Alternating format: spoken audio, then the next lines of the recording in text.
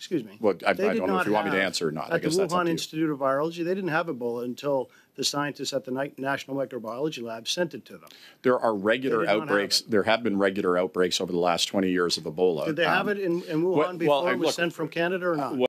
Everyone has an opinion about Canadian federal politics. Oh, yeah.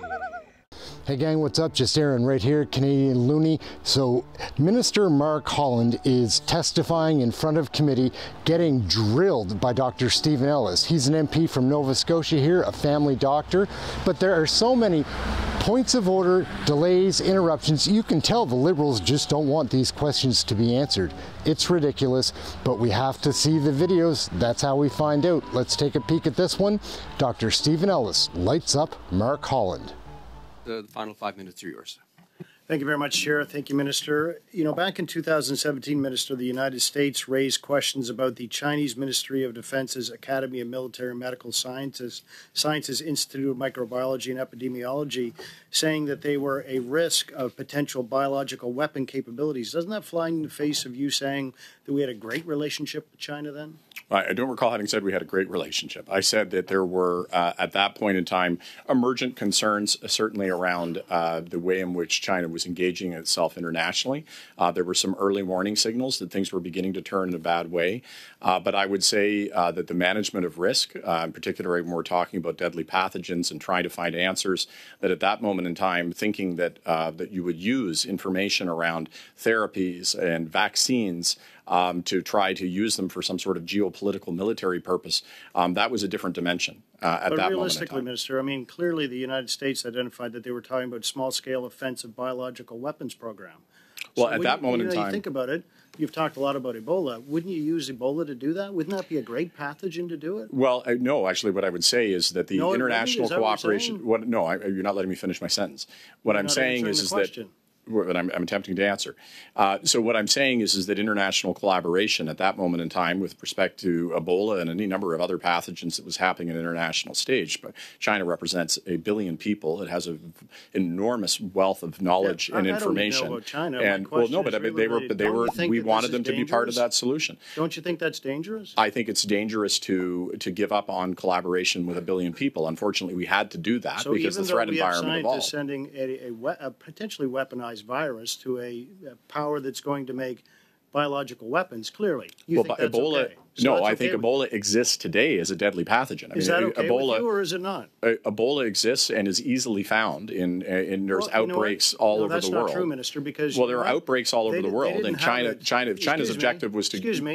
Excuse me. Well, I don't know if you want me to answer or not. I guess that's up to you. At the Wuhan Institute of Virology, they didn't have Ebola until the scientists at the National Microbiology Lab sent it to them.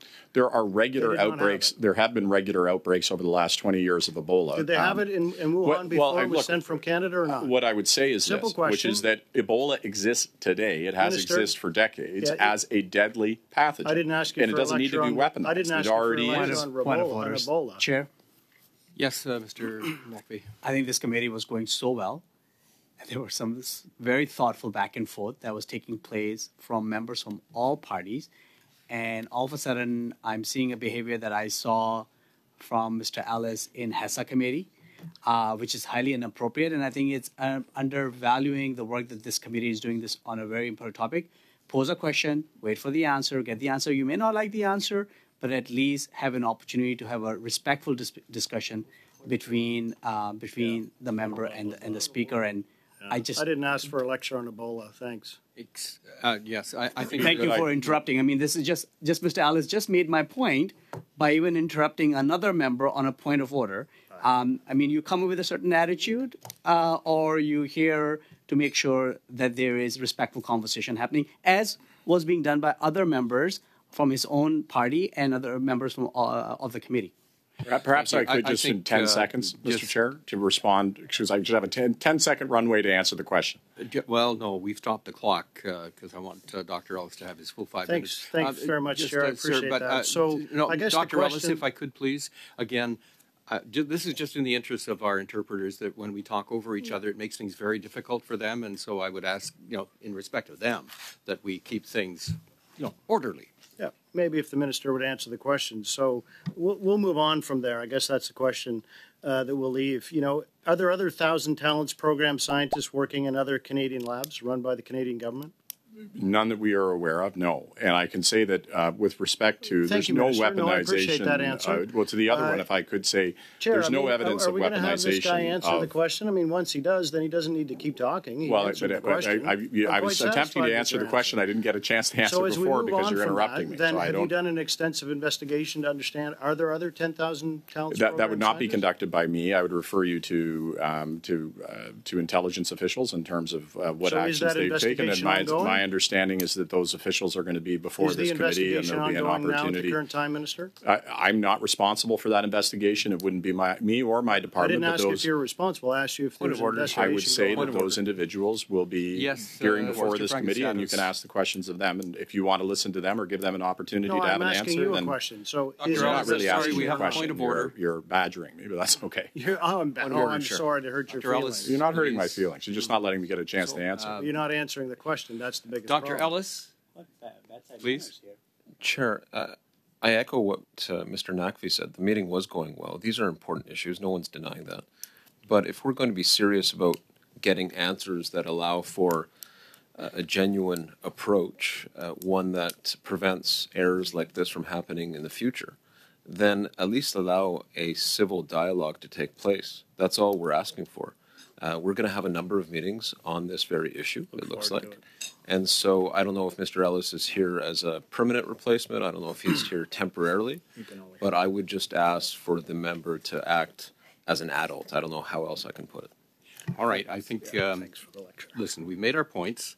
Let's keep things cut, neat, tidy, short questions, short answers. Get it done, okay? Dr. Ellis, you have just a tad over a minute left. Thanks very much, Chair. So, considering the what we've learned so far, which is next to nothing, what prompted the SDG of the NML to ID Drs. Chu and Chang as potential security risk as far back as 2018? Well, as Madam Jeffrey had indicated, there was a process where there was an update that there was from CSIS on the potential of employees being approached or being attempted to get information from them and to undertake reviews. And as part of that review that came out of that process in the fall of 2018, it was found that there was a patent that had been... Excuse me, Minister, that's not true. Because the patent issue we already established came in October. This was in August of 2018. The SDG said to CSIS, there's a problem with two scientists. They named Chu and Chang. Why? Well, again, my understanding of the chronology, and Madam Jeffrey can correct me if I'm wrong, but in August of 2018 is when there was a CSIS briefing. Yeah, but it was not in September. It was in December. It was in September of 2018 when the patent was discovered. All right. Yeah, that's not what I asked. We're out of you, time. Minister. I'm sorry, Dr. Ellis. Mr. Holland, appreciate your appearance today. Our hour has gone on a little bit over. We will now suspend for a few minutes while we line up for the next panel. Everyone has an opinion about Canadian federal politics. Oh, yeah. All right, gang, that's where we're going to wrap it up. Mark Holland is a clown. Dr. Stephen Ellis can certainly handle his own. Like, subscribe, share, get notified, all those fun things. I love the comments. It's important to subscribe so you find it when the videos come out. That's it. Aaron, Canadian Looney. We'll catch you in the next video. Thank you a lot for watching this one.